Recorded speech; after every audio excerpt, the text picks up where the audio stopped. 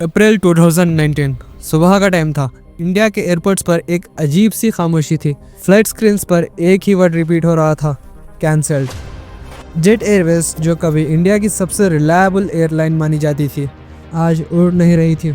कोई dramatic crash नहीं, कोई एक बड़ा स्कैंडल नहीं, बस फ्लाइट्स एकदम से रुक गई। और इसी साइलेंस के साथ इंडिया का एक आइकॉनिक एयरलाइन हिस्ट्री बन के रह गया। लेकिन अगर आप सोच रहे हो कि जेट एयरवेज एक दिन अचानक फेल हो गई, तो आप गलत हो। जेट एयरवेज का एंड एक दिन में नहीं हुआ, ये एक स्लो डेथ थी। और सबसे शॉकिंग बात यह है, जेट एयरवेज किसी गलती की वजह से नहीं टूटी। जेट एयरवेज इसलिए टूटी क्योंकि बिजनेस की दुनिया बदल चुकी थी और जेट एयरवेज उस चेंज के लिए रेडी नहीं था। इस कहानी को समझने के लिए हमें वापस जाना होगा 1990s में। ईयर 1993। इंडिया का एविएशन सेक्टर अभी खुल ही रहा था। गवर्नमेंट एयरलाइंस के अलावा भी प्राइवेट प्लेयर्स एंटर हो रहे थे और इसी वक्त नरेश गोयल लॉन्च करते हैं जेट एयरवेज। जेट एयरवेज की पोजीशनिंग क्लियर थी, ना लो कॉस्ट और ना ही लग्जरी। जेट का प्रॉमिस सिंपल था, reliability, service and trust. Middle Claas India के लिए जेट एक ड्रीम एयरलाइन बन गई। टाइम पे flight, polite staff and better experience. Jet Airways अब एक ब्रांड नहीं थी, वो लोगों के लिए एक हैबिट बन गई थी। 2000s तक आते आते जेट एयरवेज इंडिया की बेस्ट एयरलाइन मानी जाने लगी। मार्केट शेयर स्ट्रांग था, ब्रांड इमेज प्रीमियम थी, कॉर्पोरेट ट्रैवलर्स जेट को प्रेफर करते थे। और यहीं पर जेट ने एक ऐसा डिसीजन लिया जो बाद में उसकी कहानी का एक टर्निंग पॉइंट बन गया।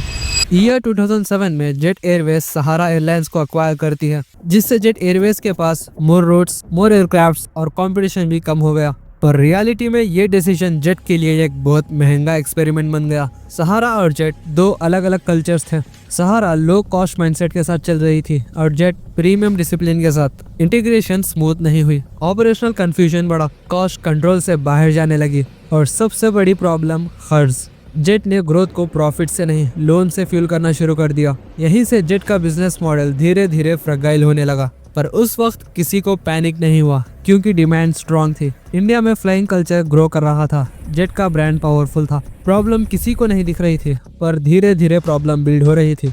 और फिर अचानक से मार्केट ने डायरेक्शन बदली। लो कॉस्ट कैरियर्स आए, स्पाइस जेट, गो एयर और सबसे डेंजरस इंडिगो।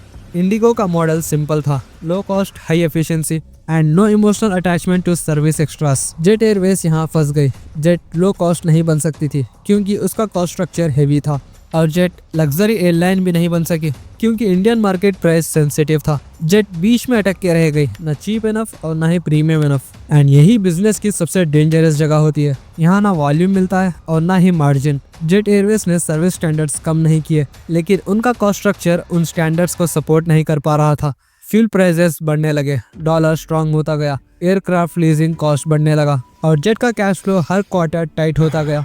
यहाँ पर एक और चीज समझनी जरूरी है, जेट एयरवेज का प्रॉब्लम सिर्फ एक्सटर्नल नहीं था, इंटरनल डिसीजन मेकिंग भी स्लो हो चुकी थी। नरेश गोयल का कंट्रोल बहुत ही सेंट्रलाइज्ड था, कॉस्ट कटिंग डिसीजंस डिले होते रहे, हार्ड चॉइसेस पोस्टपोन होती रही और बिजनेस में डिले का मतलब होता है डैमेज। 2010 के मिड तक जेट एयरवेज एक अजीब से पोजीशनिंग में आ चुका था। फ्लाइट्स चल रही थी, पैसेंजर्स आ रहे थे, पर पैसा नहीं बच रहा था। ये वो स्टेज होती है जहाँ बिजनेस बाहर से जिंदा दिखता है पर अंदर से खोखला हो चुका होता है। सैलरीज डिले होने लगी, एयरक्राफ्ट्स ग्राउंड होने लगे, सप्लायर्स अनईज हो गए और एविएशन में कॉन्फिडेंस सब कुछ होता है। जैसे ही कॉन्फिडेंस गिरा, सिस्टम कोलैप्स करने लगता है। 2018 से 19 के बीच में जेट के पास ऑप्शंस कम हो चुके थे।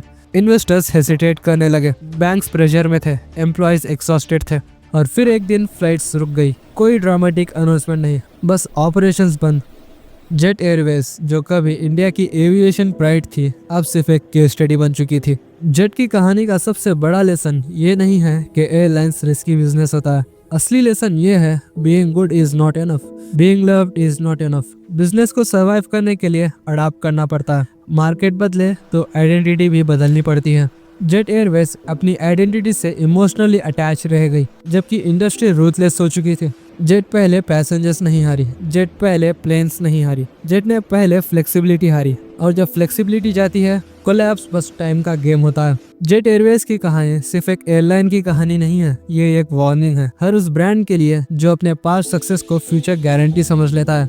क्योंकि बिजनेस में सबसे डेंजरस चीज फेल्यूर नहीं होती, सबसे डेंजरस चीज होती है स्लो सक्सेस के बीच आता हुआ स्लो ब्लाइंडनेस।